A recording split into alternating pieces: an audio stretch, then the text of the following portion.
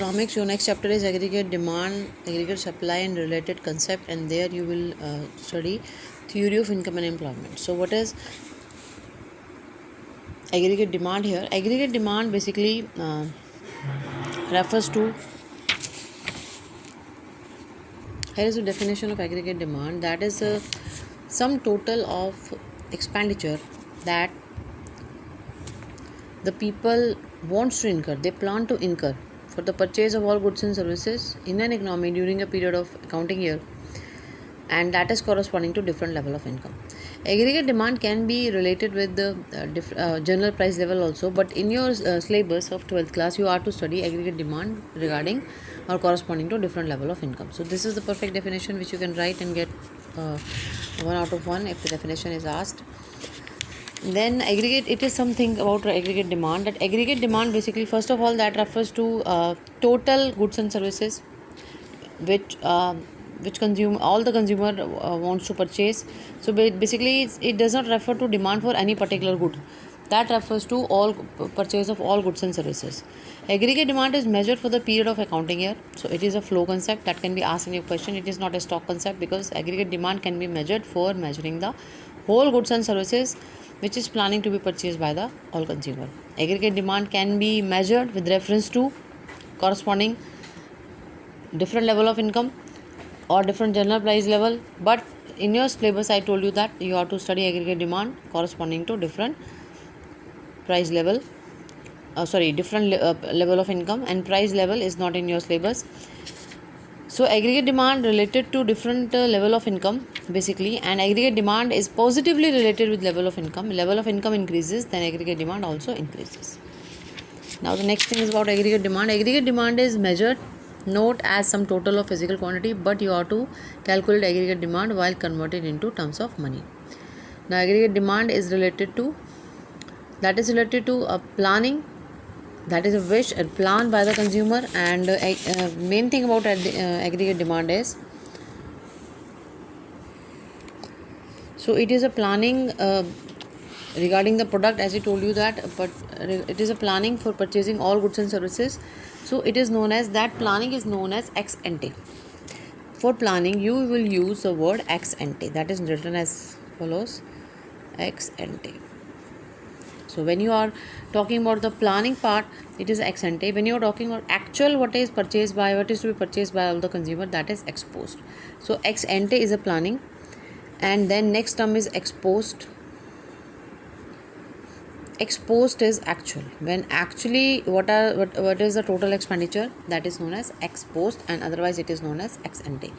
You should be very familiar with these words, and that can, because these words can be asked in the question. Now what is the behavior of aggregate demand? Before discussing the behavior of aggregate demand, first you have to make a table regarding that. So here is the table I have just made for you. You have to copy this, you have to just make the same table in your copy. What is this in the table? First of all, there is a level of income 0, 100, 200, 300, 400. I just take the difference of 100, and then I just took the consumption over there. So consumption part, it's a while discussing aggregate demand, it is also very important to discuss the component. Here I just, in the table I just took the consumption, and here is the consumption which the figure for this we have taken in the table, that is household consumption expenditure. So first of all we have to discuss the aggregate demand components. Aggregate demand components, they are basically of 4 types. First of all, aggregate demand is equal to household consumption expenditure. Household consumption expenditure basically include, that is the expenditure by household for purchasing all goods and services, household for their final consumption. Private investment expenditure. Private investment expenditure basically, that is investment by the private sector for purchasing or for doing all the investment from the point of view of more production. So that is a private investment expenditure. Now government expenditure. Government expenditure, that includes government consumption expenditure and investment expenditure both, that as it is written also over there. Then net export. Net export, the formula of net export is export minus import. So that is a net export. We are talking about the aggregate demand, consumption, private investment, government, and net export. That means this is the open economy. When the economy is closed, means no outflow and inflow, means no export. then and no government interference, that will be consumption plus investment, that will be closed economy. When there is a no involvement of net export, that is a closed economy. And when there is a closed economy with government interference, then consumption plus investment plus government expenditure. But in the Keynes theory, what you have to take, consumption and investment only, because they Keynes consider that this is a closed economy, so net export will not be there, and Keynes consider that it is a government expenditure which is just not there, no government interference there, so there is only consumption plus investment. So as per Keynes theory, because Keynes is the economics, so there is a name, J.M. Keynes. Keynes is the economics who has given all these theories and basic concept. So as per the Keynes, there is only two components are involved. There are only two components which are involved, that is consumption, household consumption expenditure, and private investment expenditure. There is no involvement of net export. So in case of aggregate demand, you have to take only two components, that is household consumption expenditure, and second one is the private investment expenditure. You have to ignore government, because Keynes considered that there is a no interference of government, and also considered that there is a closed economy. So you have to take only these two items, consumption plus investment. That is why I just took in the table only consumption part and investment part. So level of income, definitely you have to discuss aggregate demand corresponding to different level of income. So level of income is there. So level of income is there, 0 to 100, 200, 300, 400, 500, 600, likewise. Now you have to assume consumption. So at 0 level of income, I consider this 60 rupees consumption, because there is always consumption whenever even if there is a 0 level of income. People will consume for basic necessity. They have to eat something, and they for basic necessity definitely they have to spend, whether they are earning or not. And in this case, whatever they are spending, they are taking it from the saving. So income basically here is equal to consumption plus saving. This is a formula of income. And for if you are discussing this consumption part and this saving part, their income is equal to Y. Income is considered as Y, and that is equal to consumption plus saving, because whatever you will earn, whether you will consume or you will save. So here, if 0 level of income is there, then consumption is 60, suppose for basic necessities, and in this case saving will be minus 60. As you can see, saving is minus 60. And then for 100 level of income, consumption is I just adding up 80 rupees to all for all the next level of income for in the consumption. So 60 plus 80, that is 140. 140 is the consumption at 100 level of income. That means 100 minus 140, because the income is equal to consumption plus saving. So 100 minus 140 is equal to 40 minus 40, that is saving. Again 200 level of income, at 200 level of income there is a 220 consumption, and at this level also saving will be minus 20, because 20 has been withdrawn from saving. Now at 300 level of income, consumption is equal to income, that is 300. So here saving is 0. Now level of income 500 and consumption is 460. So consumption saving is 40, and level of income 600, consumption is 540, that is the saving is 60. So likewise, consumption is increasing with increase in income. And how I increase the consumption, that percentage increase in consumption should be less than percentage increase in income. Yeah, or you can say change in consumption should always be less than change in level of income, because consumer always prefer to save also. They are not going to spend whole of his income on the consumption, and here the income of level of income is equal to consumption. Why? Because at initial level of income, consumption can be more than income, and this is the initial level of income where consumption is more than income. Consumption is more than income, so you will put sign likewise. So consumption is more than income in all the three cases, and there consumption is equal to income, and in this case income is more than consumption. So this is the cases where consumption is more than income, then it becomes equal, then income is more than consumption after some time. So at initial level of income, it is always there that consumption is more than income. because to fulfill the basic necessities consumer has to consume, and this consumption will be done out of saving. So that is why saving is minus. So there is a withdrawal from saving, withdrawal from past saving, so that is why saving is minus. And then income is equal to consumption, and that will be saving will be 0. Here you also can do that income is equal to consumption by taking 40 rupees plus over there, and you will get the 100 plus 100 is equal to 100 as consumption over there.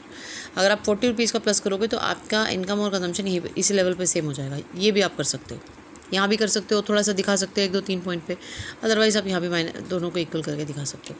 But there should be one point there where income should be equal to consumption. कोई ना कोई point आप ऐसा ज़रूर दिखाओगे where income is equal to consumption, because when income is going to increase then consumption या more than consumption, then definitely initially it becomes equal to consumption. Income पहले consumption के इक्वल होती है, फिर उससे ज़्यादा होती है. ये ट्रेंड है, and this trend has been asked by JM Keynes. ये इकोनॉमिक्स जेएम केन्स ने ये हमें ट्रेंड समझाया कि इस तरह से आपका ट्रेंड चलेगी. And here I am just taking investment के बारे में बात करें, इन्वेस्टमेंट कांस्टेंट रहती है. 40 है, सपोज मैंने 40 यहाँ पर एज्यूम किया है, तो 40 हर टाइम 40 रहेगी, because private investment expenditure is consumed as constant over there by Keynes. Otherwise private investment constant नहीं रहती. अगर आपका प्रॉफिट बढ़ता है तो आपका इन्वेस्टमेंट भी इंक्रीज़ होती है, लेकिन यहाँ पर प्राइवेट इन्वेस्टमेंट एक्सपेंडिचर है जिसको हमने कांस्टेंट लिया है, क्योंकि केन्स के एज पर Keynes the investment expenditure should be constant, because basically as per Keynes here just they want to discuss the change in level of income and change in consumption only. That is why investment is considered as constant over there. So आपने consumption decide कर ली, investment decide कर ली, और यहाँ पर saving decide कर ली. अब उसके बाद आपका एग्रीगेट डिमांड और एग्रीगेट सप्लाई है. एग्रीगेट सप्लाई का फॉर्मूला है consumption plus saving. When you will add consumption plus saving then you will get this the same one. ठीक है, अगर आप इसको ऐड करोगे कंजम्पशन को और सेविंग को, जैसे 60 plus minus 60, then you will get income 0. Income is equal to saving. Income saving के बराबर होती है, सॉरी इनकम एग्रीगेट सप्लाई के बराबर होती है. Aggregate supply and income both are the same thing. So that is there you have just taken the income and there is aggregate supply. ये दोनों आपस में इक्वल होती हैं. उसके बाद कंजम्पशन 140 प्लस माइनस 40, तो ये आ जाएगा 100 definitely. 220 plus minus 20 that is 200. Then 300 plus 0 300. 380 plus 20 400. 460 plus 40 500. 540 plus 60 600. So likewise you will get the aggregate supply. Aggregate supply is equal to aggregate supply is equal to level of income always. ठीक है. इसके बाद आपका aggregate demand होता है. Aggregate demand का formula होता है कंजम्पशन प्लस इन्वेस्टमेंट. ये है हाउस होल्ड कंजम्पशन एक्सपेंडिचर, ये है private investment expenditure, and all the other 2 component they are considered not over there. That is a government expenditure and net export. उनको यहाँ पर हम कंसीडर नहीं करते. हम मानते हैं, केन्स मानता है इसके अंदर कि there is no interference of government and there is a closed economy. So no export and no government investment और कंजम्पशन एक्सपेंडिचर.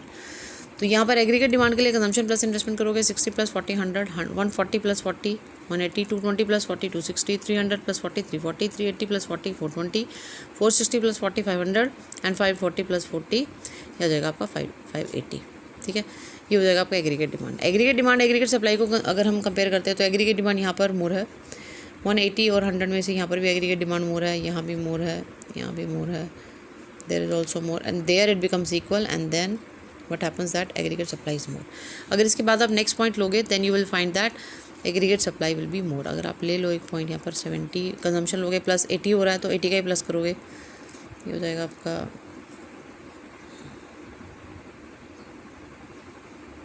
700. हाँ जी, अब देखो लेवल ऑफ इनकम पे 700 है, 100 का लेवल ऑफ इनकम इंक्रीज़ करोगे. आप ट्रेंड चेंज नहीं करोगे, क्योंकि एकदम से कुछ नहीं होता इकनॉमी में. तो जो भी होगा कंसिस्टेंट बिहेवियर होगा. 600 के बाद 700 होगा. कंजम्पशन अगर आप करोगे तो प्लस 80 करोगे, तो that is level of income is more than consumption over there. Investment will be remains considered, that is constant, that is 40. और आपका एग्रीगेट डिमांड आ जाएगा कंजम्पशन प्लस इन्वेस्टमेंट 660, और आपका इधर सेविंग आ जाएगा income minus consumption, that will be 80, and then aggregate supply will be 700. So here aggregate supply is more than aggregate demand. ठीक है, तो ये आप ऐसे पॉइंट चलाते रहोगे तो इस तरह से आपका ये पॉइंट आ जाएगा. तो this is the table you have to make. So here what you just came to know that aggregate demand is equal to consumption plus investment, aggregate supply is equal to consumption plus saving, right? Likewise you will make the table. Table बनाने के बाद आप aggregate supply की definition पे एक बार देख लो. Aggregate supply refers to flow of goods and services as planned by the producer, that is also planned, that is also ex ante by the producer during an accounting period. That is identical with the flow of income. Aggregate supply and level of income are the same thing during an accounting year, and they may be treated as identical to each other.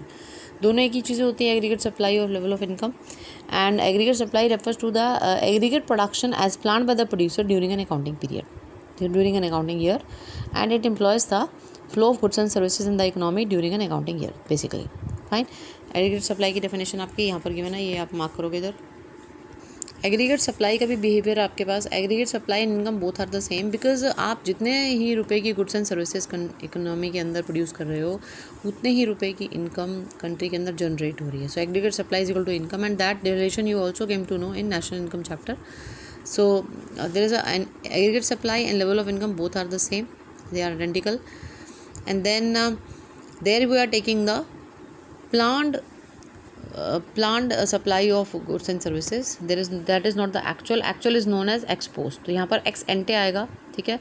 और सबसे बड़ी बात यहाँ पर हम बात कर रहे हैं, there should be some excess capacity in the economy. Excess का मतलब कुछ ना कुछ उस इकोनॉमी में कुछ ना कुछ एक्सेस कैपेसिटी होनी चाहिए, कुछ ऐसी कैपेसिटी जो अंडर यूटिलाइज रह गई, तो ऐसी एक्सेस कैपेसिटी होनी चाहिए. We are talking about that economy, और we are talking about the aggregate supply of that economy, ठीक है.